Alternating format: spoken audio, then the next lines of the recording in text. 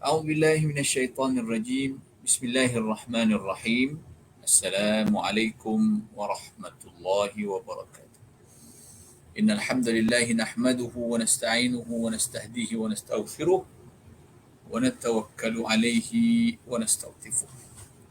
أشهد أن لا إله إلا الله وحده لا شريك له، وأشهد أن سيدنا محمدا عبده ورسوله.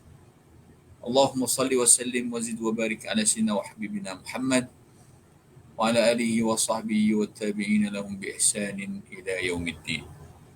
رب اشرح لي صدري ويسر لي أمري واحلل عقدة من لساني يفقهوا قولي. رب يسر ولا تعسر وتمم بالخير. ثم أما بعد. Alhamdulillah, alhamdulillah, syukur pada Allah Subhanahu Wa Taala, kita pada petang ini sekali lagi dapat bersama dalam program Miftahul Ilmi ini.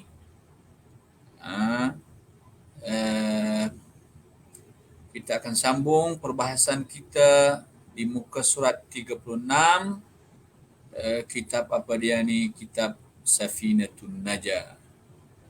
Okey, kitab yang ditulis oleh Al-Syeikh Al-Habib Salim bin Abdullah bin Sumair Al-Hadrami Al-Syafi'i.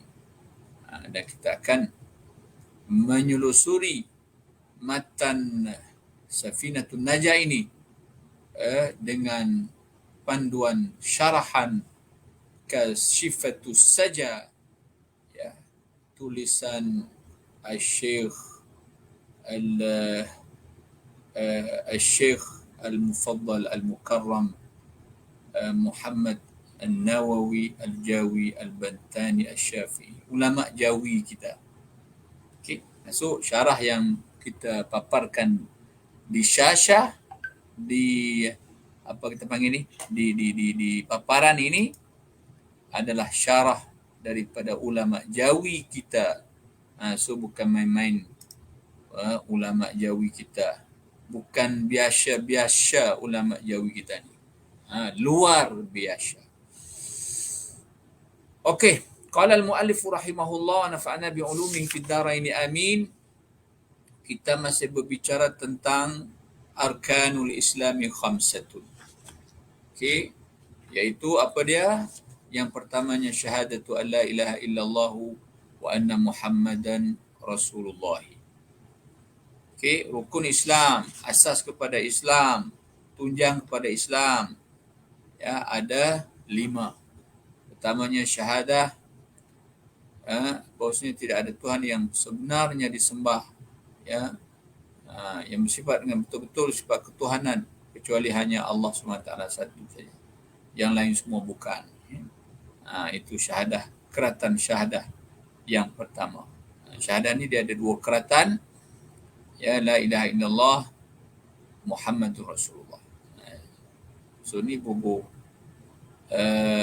anna kat depan syahadatu an la ilaha illallah wa anna Muhammadar Rasulullah. Bubu an ni di ajli takkid, ya. Wa anna Muhammadar Rasulullah, itu perbicaraan kita pada petang ini. Ya, minggu lepas kita dah masuk sikit penjelasan tentang wa anna Muhammadan Rasulullah. Qala asy-syarihu, sebagaimana dipaparkan itu, wa anna Muhammad bin Abdullah bin Abdul Muttalib bin Hashim bin Abdi Manafin Rasulullah. So apabila sebut macam tu, tak tukar dah dengan nama Muhammad yang lain. Nama Muhammad takkan sama belaka. Datuk nenek apa nama ni, Tok Nyang. So apabila sebut Muhammad bin Abdullah ibni Abdul Muttalib ibni Hashim ibni Abdi Manaf, itu tak ada orang lain dah, iaitu Muhammadun Rasulullah sallallahu alaihi wasallam. So pemakai nama ini dengan binnya, dengan nama datuknya begitu gini, yang ni lah yang kita panggil Rasulullah sebagaimana disebutkan dalam matan, bukan Muhammad yang lain. Okey. Pada zaman Nabi SAW ada beberapa orang yang nama Muhammad. Ya, sebelum daripada Nabi dilahirkan pun ada beberapa orang yang nama Muhammad. Ya. Walaupun kebanyakan mereka dengan hikmah Allah SWT, mereka mati masa budak atau mati kecil. Supaya tidak iltibas, manusia ni tidak keliru. Ya, orang Arab pada ketika itu secara khusus tidak keliru. Apabila bangkitnya Nabi Muhammad, orang tak tanya dah Muhammad mana. Okey, kerana yang ada Muhammad sungguh satu ni saja. واختلف العلماء في بعثة النبي صلى الله عليه وسلم إلى الملائكة على قولين. Khilaf para ulama pada pengutusan Nabi sallallahu alaihi wasallam kepada para malaikat. Nabi kita ni diutus ke tak pada para malaikat? Ya. Dia ni rasul pada para malaikat sekali ke tak? Ya. Bersama dengan jin dan manusia. Jin dan manusia yang itu betul. Allah SWT mengutuskan Nabi kita Muhammad SAW secara khusus kepada manusia dan jin. Kepada para malaikat, itu ada persoalan. So, khilaf para ulama pada pengutusan Nabi SAW kepada para malaikat. Khilaf itu ala qaulaini, di atas dua pendapat. وجزم الحليمي والبيهقي أنه لم يكن مبعوثا إليه. Memutus oleh Syekh Al-Halimi dan Imam Al-Baihaqi bahwasanya Nabi lam yakun mab'utsan, tidak diutuskan. Annahu al-hal wa sya', dhamir al-hal wa sya' tidak merujuk ke mana-mana, bahwasanya hal ini lam yakun, tidak adalah Nabi mab'utsan, diutuskan ilaihim kepada para malaikat, ilaihim ilal malaikat. Warajjah Suyuti wa Syekh Taqiyuddin As-Subki annahu kana mab'utsan ilaihim. Mentarjih oleh Imam Suyuti dan Syekh Taqiyuddin As-Subki bahawasanya adalah Nabi sallallahu alaihi wasallam diutuskan kepada mereka. Kepada siapa? Kepada para malaikat.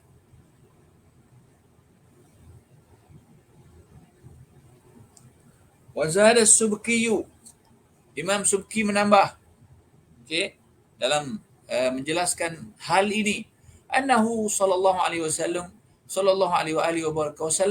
mursalun ila jami'il anbiya'i wal umamis sabiqati. Kata Imam Subki, barangkali kerana menta'zimkan baginda Nabi sallallahu alaihi wasallam dengan setinggi-tingginya, beliau menyatakan bahawa Nabi sallallahu alaihi wasallam diutuskan kepada semua para anbiya dan umat-umat yang terdahulu. Itu ada sandaran dia. Nombor 2 di bawah. Dalam kitab At-Tuhfah. Wa anna qawlahu sallallahu alaihi wasallam bu'ithu ila an-nasi kaffatan. Itu hadis yang diriwayatkan dalam Sahih Al-Bukhari, yang lebih kurang maknanya dibangkitkan aku ataupun diutuskan aku kepada manusia semua sekali. So, hadis ini, wa anna qawlahu, hadis ini syamilun, itu khabar kepada anna, syamilun itu khabar kepada anna.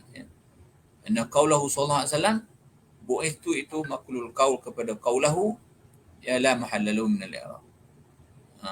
Wa anna qawlahu bu'ithu ila an-nasi kafatan syamilun, bahwasanya sabda Nabi sallallahu alaihi wasallam yang dalam braket tu bu'ithu ila an-nasi kafatan, sabda Nabi itu syamilun, merangkumi, lahum, bagi mereka, iaitu bagi malaikat, min ladun Adama, dari semenjak Nabi Adam, ila qiyamis saati, sampailah ke berlakunya kiamat. Syamilun lahum. Lahum itu kembali kepada siapa ya? Kembali kepada jami'il anbiya'i wal umamis sabiqati. Syamilun lahum.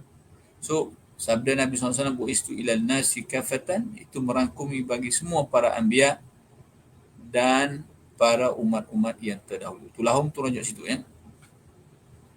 Warajjahahul Bariziyu, ini Imam Al-Barizi mentarjihkan akan benda ni. akan bahwasanya Nabi SAW diutus kepada para anbiya dan umat-umat yang sebelum. Wazada, dia ada tambah sikit dalam mengomentari hal ini. Annahu mursalun ila jami'il hayawanati wal jamadati min ramlin wa hajarin wa madarin wa madarin. Nabi SAW diutuskan, ya, bukan takat kepada para manusia jin, malah sampai kepada para para semua hayawanat, juga jamadat. Hayawanat tu binatang lah. Jamadat ni benda-benda berketul ni, benda-benda ketulan, ya, benda-benda ketulan. Kita tahu macam batu, kayu,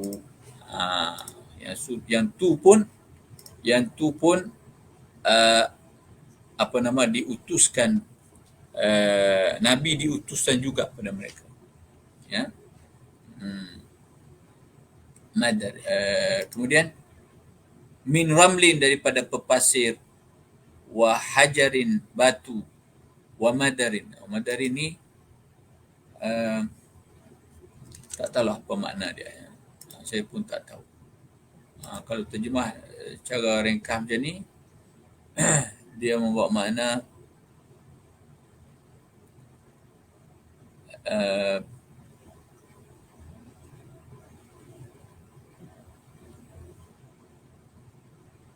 ketulan, ya. Ketulan, tak tahulah benda ketulan macam mana, wallahu a'lam. Siapa tahu makna, boleh share dengan kita orang, ya. Boleh share dalam komen apa makna madarin, min ramlin, pasir, wa hajarin, batu, wa madarin. Yang tu kena buka ma'ani, tengok. Mungkin seseorang boleh tolong tengok apa makna madarin, ya. Itu perkataan itu dia perkataan seketul saja, dia tak ada kaitan dengan istilahnya. Wazida ala dhalika annahu mursalun ila nafsihi. Ditambah lagi di atas demikian itu, di atas penjelasan yang tadi semua, bahwasanya Nabi kita sallallahu alaihi wasallam bukan takat diutus pada jin dan manusia, dia diutus pada malaikat, dia diutus kepada batu, pada kayu, pada binatang semua sekali, bahkan dia diutuskan kepada dirinya sendiri. Annahu mursalun ila nafsi, kepada diri dia sendiri pun dia juga sebagai rasulnya. Okey. So maklumat-maklumat yang ataupun wahyu-wahyu yang disampaikan kepada baginda bukan untuk orang saja, untuk baginda sendiri pun sama juga. So maknanya baginda diutuskan untuk diri baginda sendiri. Sampai begitu sekali dibahas oleh para ulama, ya. Okey. Wa dzakara dzalika Jalaluddin As-Suyuti fi tazyinil araiki fi irsali nabiyina ilal malaiki. Okey. Menyebut akan demikian perbincangan mengenai apakah Nabi SAW itu diutus kepada para malaikat. Menyebut akan demikian itu oleh Syekh Jalaluddin As-Suyuti dalam kitab dia Tazyinil Araiki, menghiasi pandangan fi irsali nabiyina ilal malaiki, pada pengutusan Nabi kita kepada para malaikat. So tajuk kitab dia ni ada bentuk syajak lah, Tazyinil Araiki ilal malaiki, kan? Bunyinya cantik. Qala sallallahu alaihi wasallam, hadis sahih diriwayatkan oleh Imam Muslim, Musnad Imam Ahmad dan lain-lain. Wa ursiltu ilal khalqi kaffatan, aku diutuskan kepada makhluk ini semua sekali. Itu betul lah, sesuai dengan ayat Quran, ma arsalnaka illa rahmatan lil alamin. So pengutusan Nabi kita SAW bukan untuk jin dan manusia saja, bahkan kepada semua sekalian makhluk ini. Subhanallah. Syukurlah kita pada Allah Subhanahu wa taala di atas nikmat iman, nikmat Islam, ya, dan yang lebih besar iaitu nikmat Allah Subhanahu Wa Taala mengutuskan baginda Nabi sallallahu alaihi wasallam. Kerana dengan pengutusan itu sampai kepada kita nikmat iman dan nikmat Islam. Andai Allah Taala tak utuskan Nabi akhir zaman ini, maka tak tahulah kita hidupnya macam mana kan? Oi, kita tengok orang yang hidup tanpa mengambil pedoman Nabi sallallahu alaihi wasallam, mengambil hidayah yang dibawa oleh Nabi sallallahu alaihi wasallam. Tengok no orang Cina hidup lagu mana. Tengok no orang putih hidup lagu mana. Okey, hidup dengan madiyah semata-mata. Tak ada apa benda dalam hidup kecuali madiyah, ya, kebendaan semata-mata. Dan sehari-hari hanya dihiasi, dipenuhi, diisi dengan keseronokan. Okey, mereka kejar keseronokan habis-habisan ketika hidup dunia ni kerana mereka yakin bahawasanya keseronokan itu akan hilang. Apa mereka tua, apa mereka mati, benda itu akan hilang. So ketika mereka kuat, mereka gagah, mereka masih remaja, masih dewasa, masih mampu buat-buat apa saja, mereka jolly, mereka cari duit untuk jolly, cari duit untuk happy, cari duit untuk cari ketenangan, cari duit untuk melampias hawa nafsu, keinginan semata-mata, syahwat semata-mata. So itulah orang yang hidup tanpa mengikut pedoman hidayah daripada Nabi sallallahu alaihi wa barakatuh. Sebab tu kita ni kena cukup banyak-banyaklah. Syukur alhamdulillah. Kena sentiasa menginsafi benda ini. Moga-moga kita berada dalam jalan yang betul. Okey. Musafir kita ni masih panjang. Musafir kita ni bukan takat dunia yang sementara ini. Dunia yang sementara ini tidak ada apa-apanya. Okey. Faedah ni satu faedah yang boleh di-share supaya faedah ni kalau sampai ke orang lain boleh amalkan. Okey. Orang lain boleh faham, ya. Dan kita yang tolong share ni dapat juga ganjaran pahala. Adalu alal khairi kafa'ili. Orang yang menunjuk kebaikan dia seperti orang yang buat. Kita tak buat pun, kita beritahu ya, share je kat orang. Buat macam ni. Okey. Kita share je. Kita sendiri tak buat. Tapi apabila kita share, orang buat apa yang kita share, kita akan dapat ganjaran seperti kita yang tukang buat sendiri. Fa masya-Allah tabarakallah.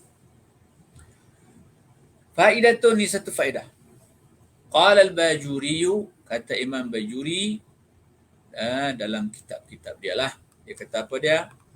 Wa qad dzakara ba'dhum anna min tamamil imani an ya'taqida al-insanu annahu lam yajtami' fi ahadin min al-mahasin adh-dhahirati wal batini mithlu ma ijtama'a fihi sallallahu alaihi wa alihi wa baraka wasallam. Ini satu faedah yang cukup besarlah bagi saya, ya.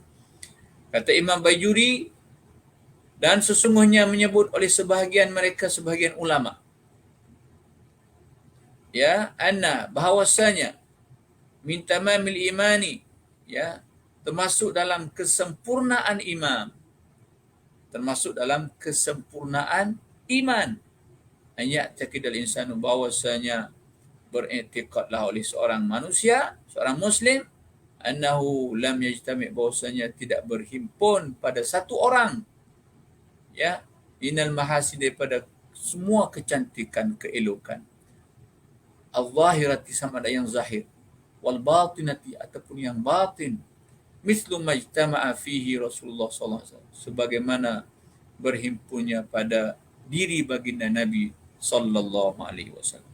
So Nabi kita sallallahu alaihi wasallam ada pada baginda, ya, seluruh mahasin, ya, keelokan, ya, sama ada yang zahir maupun yang batin. Sebab itulah tidak pelik dalam dunia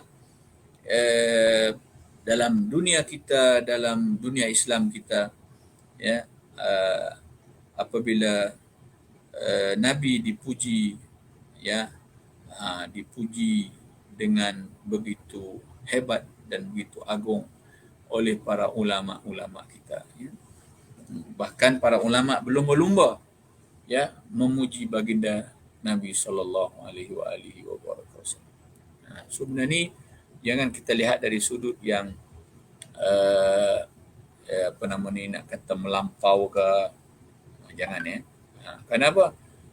Sebelum kita nak kata melampau, ulama puji Nabi ni melampau-lampau lah pula dah. Jangan kita cakap. Sebab apa? Sebab sebelum daripada makhluk ini puji baginda Nabi SAW, Allah SWT dah puji Nabi kita SAW dalam Al-Quran. Bahkan dah puji Nabi kita SAW dalam kitab-kitab terdahulu. Bahkan memuji baginda Nabi SAW di Lauhul Mahfuz. Bahkan di kita panggil di puji di alam arwah lagi, ya, sebelum daripada bermulanya alam syahadah ini. Okey. Itu sebagaimana kalau kita ikut riwayat-riwayat yang ada, Nabi SAW itu ditulis namanya di kaki syurga, ya, kaki apa? Kaki arash Allah Subhanahu wa taala. So di tiang-tiang arash itu ditulis nama Nabi kita, la ilaha illallah Muhammadur Rasulullah. Okay? So itu tulisan itu tidak lain kecuali mengagungkan, meletakkan Sayyidina Rasulullah di tempat yang sangat tinggi. Okay?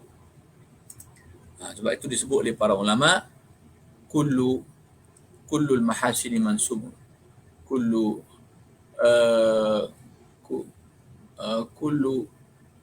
al-mahasi, kullu hasanin, kata salah, kullu hasanin mansubun ila Rasulillah sallallahu alaihi wasallam. Semua bentuk hasan, keelokan, ya, dinasabkan kepada Nabi sallallahu alaihi wasallam, ya. Semua bentuk keelokan, kecantikan akan dinasabkan kepada Rasulullah sallallahu alaihi wasallam, ya. Apa saja kebaikan mesti ada pada Rasulullah. Cuba kita selidiki satu persatu. Apa nak cakap?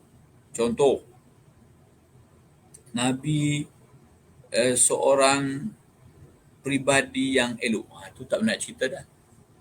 Nabi sebagai bapa yang paling baik. Itu tak nak cakap dah. Nabi seorang ketua keluarga yang paling baik, sebagai seorang suami yang paling baik. Itu tak nak cakap. Nabi seorang panglima tentera paling baik. Nabi dah juga. Nabi seorang ketua pemerintah negara yang paling baik. Itu tak yang cerita dah. Kan? Nabi seorang yang baik rupa parasnya. Itu tak boleh cerita dah. Penuh dalam kitab Syama'il cerita tentang benda itu. Nabi seorang orang yang sangat berani. Itu dibuktikan oleh banyak episod-episod sejarah Nabi SAW. Bahkan keseluruhan hidup Nabi menunjukkan keberanian Nabi SAW. Nabi tak gentar sikit pun berdepan dengan ancaman kaum Quraisy. Selepas hijrah berdepan dengan kaum Bani Israel, kaum Yahudi. Tak masalah bagi Nabi. Beraninya Nabi sallallahu alaihi wasallam. Nabi seorang yang pandai main pedang. Nabi pandai main pedang.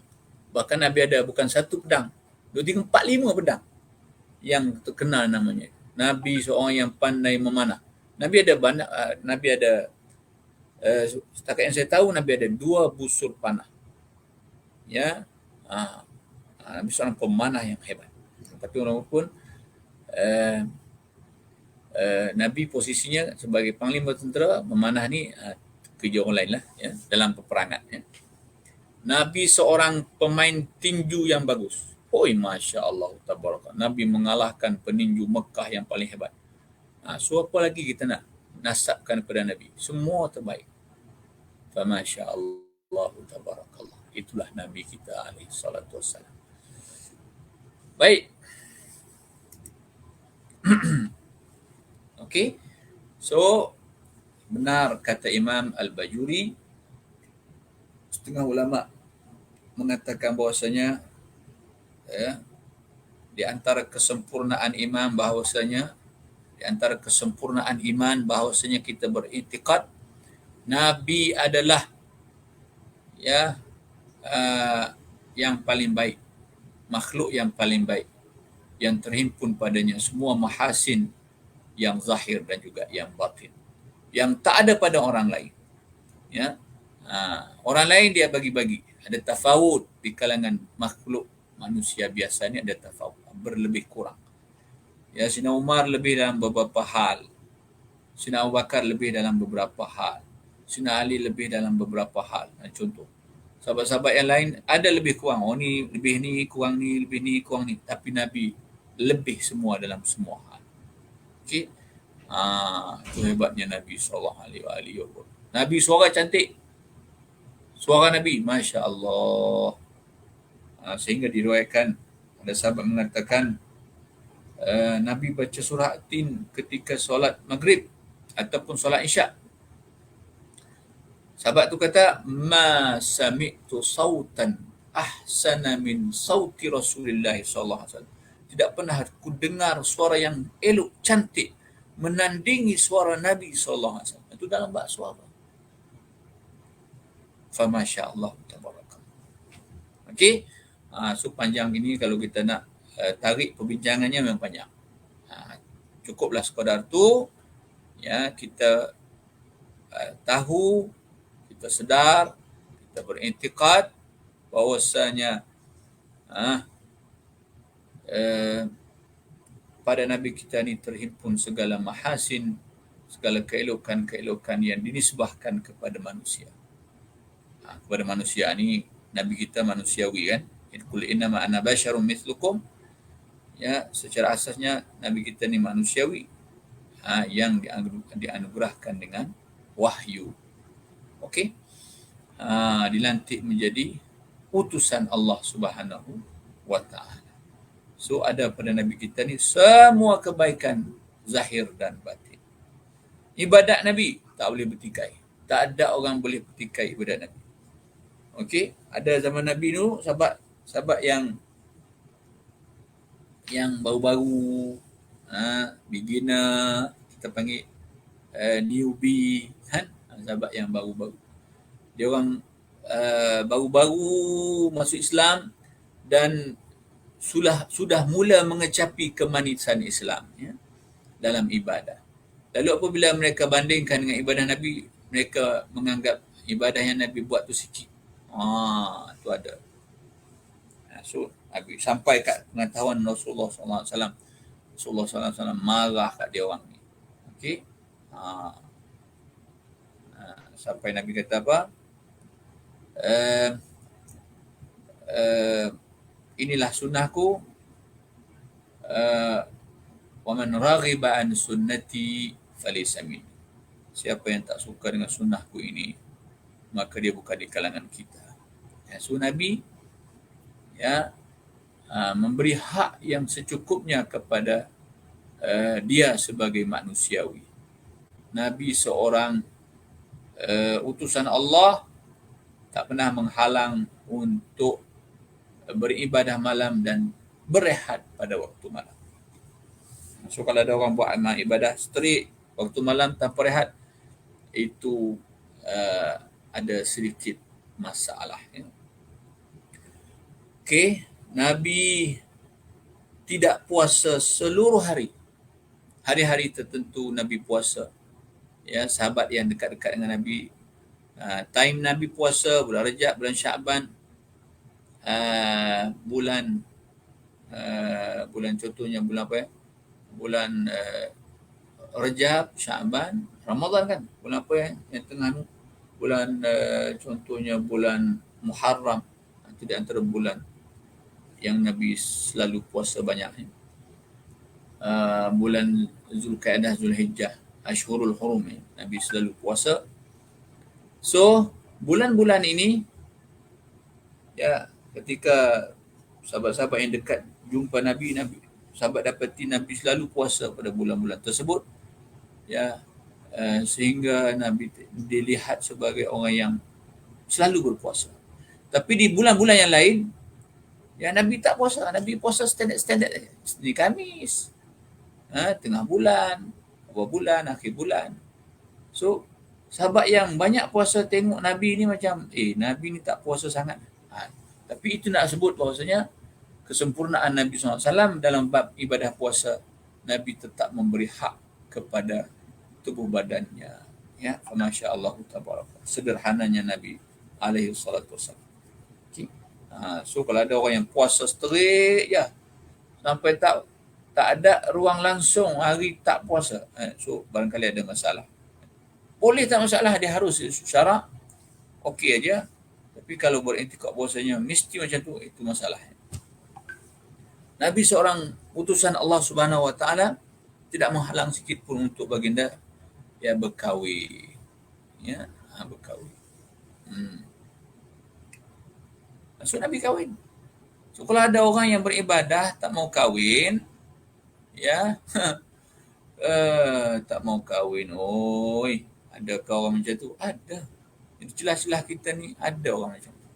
Tak mau kahwin. Pasal apa? Takutnya kalau kahwin dia menghalang daripada beribadah pada Allah SWT. Menghalang daripada menuntut ilmu. Macam kahwin, orang dah cakap kahwin ni menyebabkan ilmu mazbuh. Ya, al-ilmu mazbuhun baina fakhizain. Ada orang cakap macam tu. Ilmu tu akan disembelih di celah dua paha. Ya. Maknanya orang mengaji, ya, kalau kahwin biasanya mengaji dia tu akan bertalak, ya, akan terganggu. So itu sebenarnya benda yang sangat subjektif. Ya, ramai orang yang kahwin masa belajar tak ada masalah. Bahkan semakin cemerlang pengajiannya. Saya sendiri saya kahwin masa belajar. Ya, masa belajar di Darul Ifta'il Misriyah, Jabatan Mufti Mesir. Tahun kedua. Alright. Saya naik tahun kedua, saya kahwin. So, pelajaran saya bagus. Ya, bahkan pelajaran isteri saya pun bagus. Alright. Bila saya kahwin, ya, dengan dia, isteri saya push dia belajar, sama-sama belajar. So, saya tekan dia punya pelajaran sampai dia boleh naik kelas dengan baik. Yang sebelum ni dia ada mengulang kelas. Ya, biasalah di Al-Azhar, mengulang kelas di Azhar kerana lekat 2-3 madah itu biasa. Right? Itu sangat biasa. So, jangan kamu pelik di tempat kita ni barangkali kena sekat naik kelas ni barangkali jadi ajaib sikit. 5 tahun 6 tahun berlaku sekali.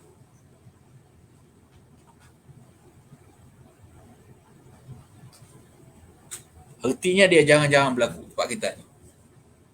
Itu pun kita tengok orang yang budak-budak yang problem masalah, ya, budak yang memang betul-betul masalah, yang sampai lekat madah tak boleh nak naik kelas, ya, tak boleh nak combo dan sebagainya.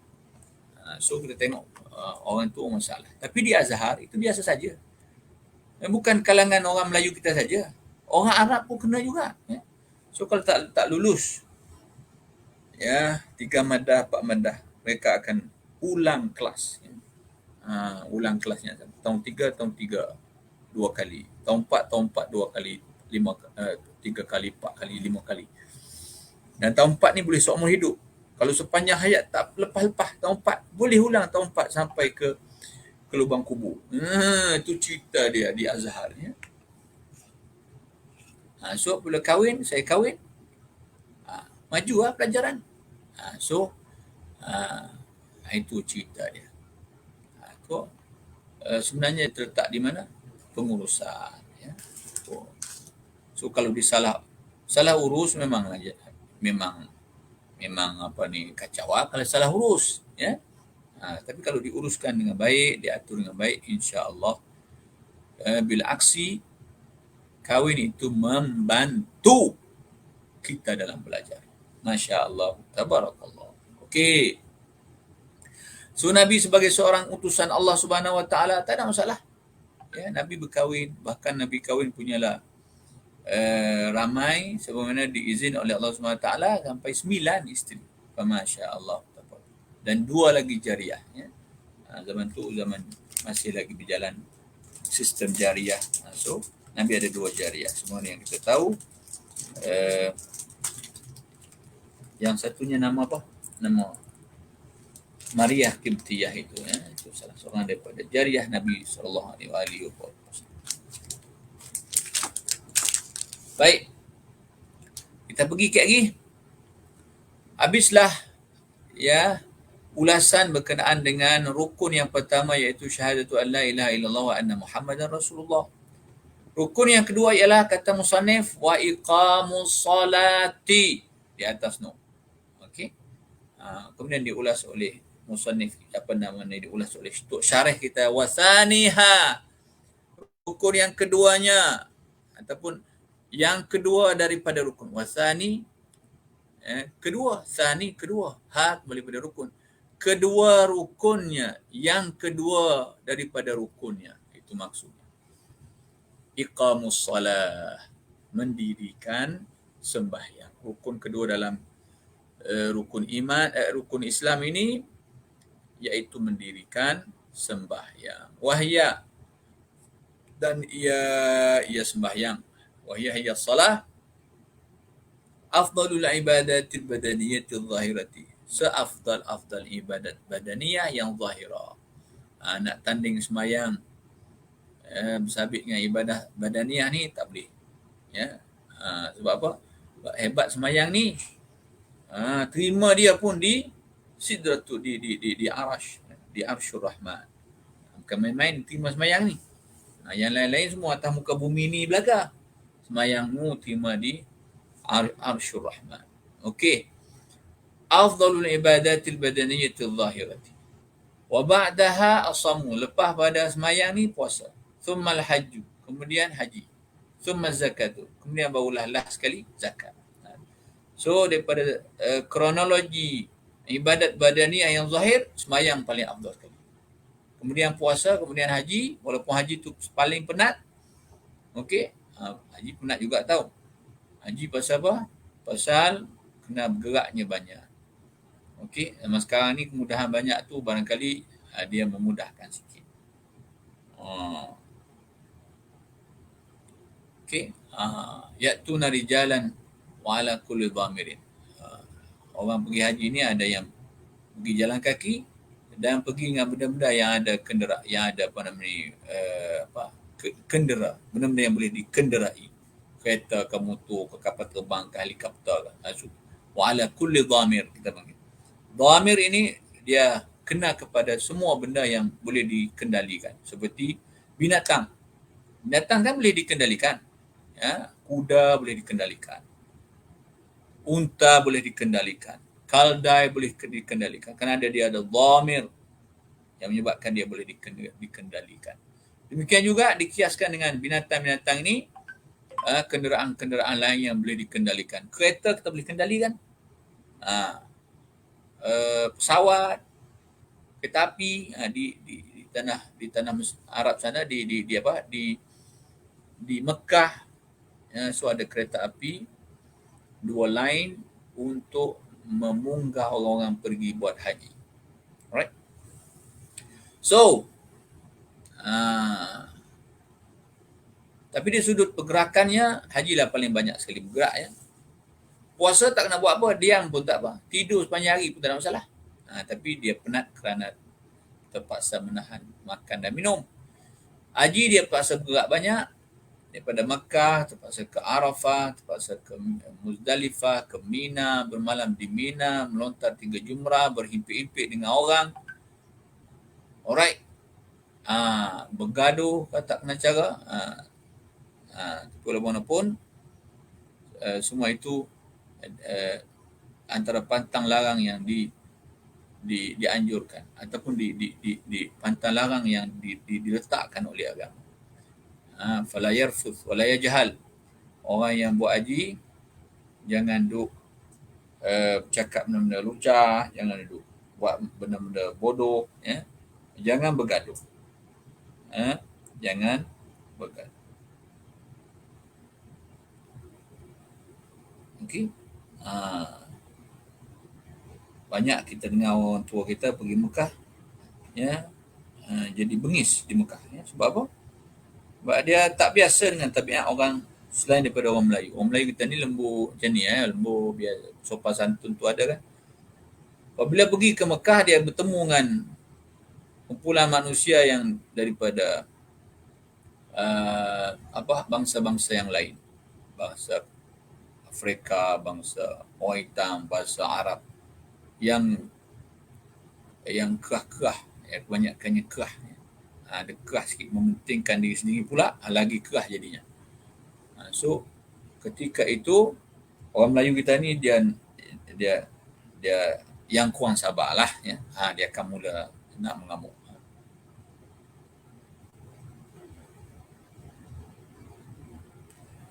Okey. Kemudian thumma zakat.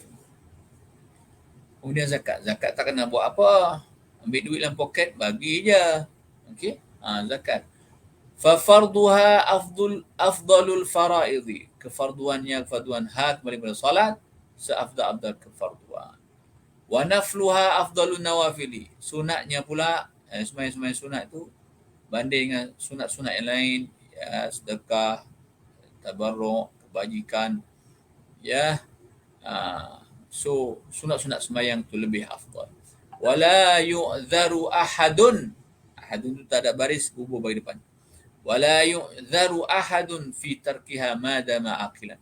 Tidak diberi uzur akan seseorang pada meninggalkan salah madama selama mana ia ahadun itu aqilan, berakal. Lagi otak duk ada, duk reti lagi duk minta nasi, reti lagi duk minta nak tengok TV, reti lagi duk minta order air order air dapur, siap Milo Bank, Neslo Bank lagi, tahu Neslo Bank.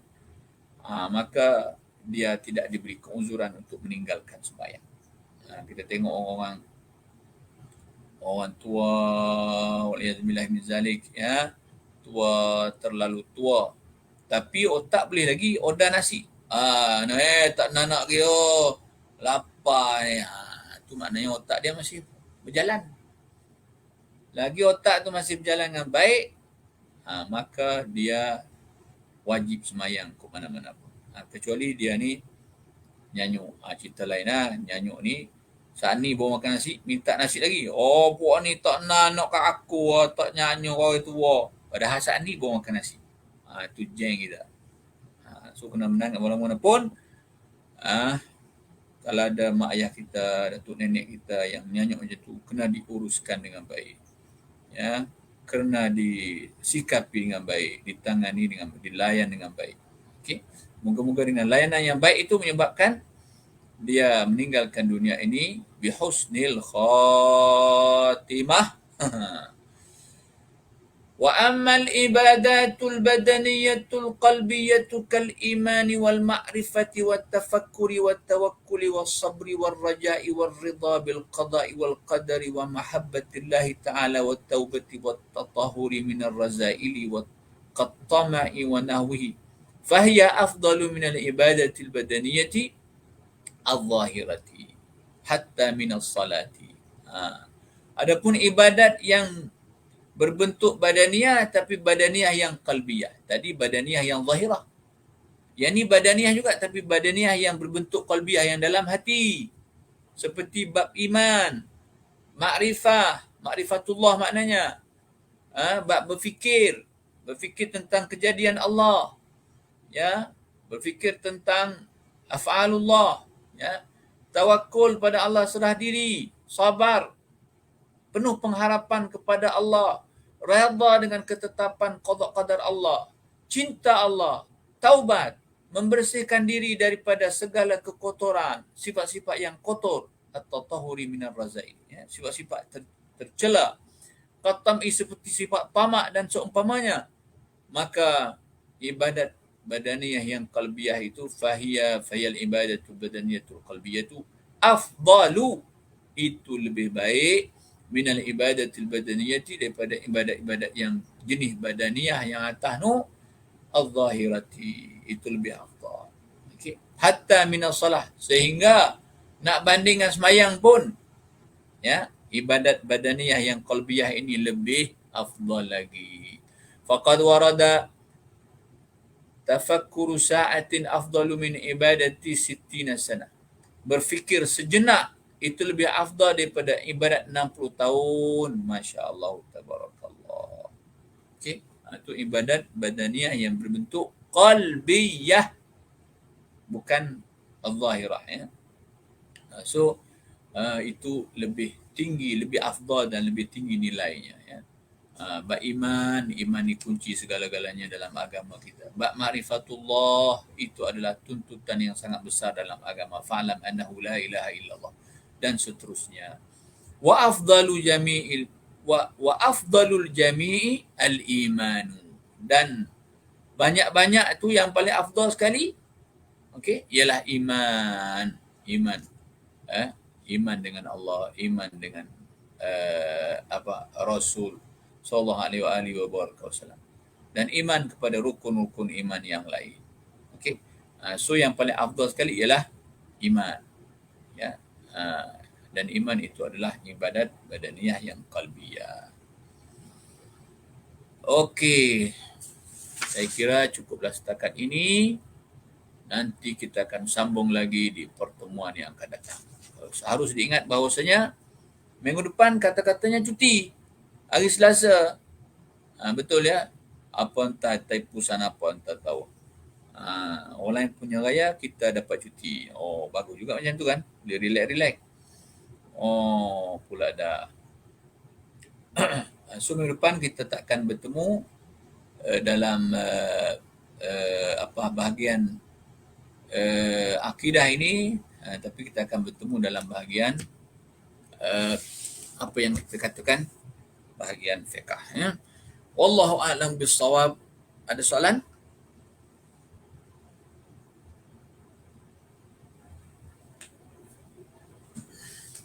Tak ada. Wallahu a'lam bissawab wa ilaihil marji'u wal ma'ab. Wa sallallahu ala sayyidina Muhammad wa ala alihi wa sahbihi wa baraka wa sallam. Walhamdulillahi rabbil alamin. Assalamualaikum warahmatullahi wabarakatuh.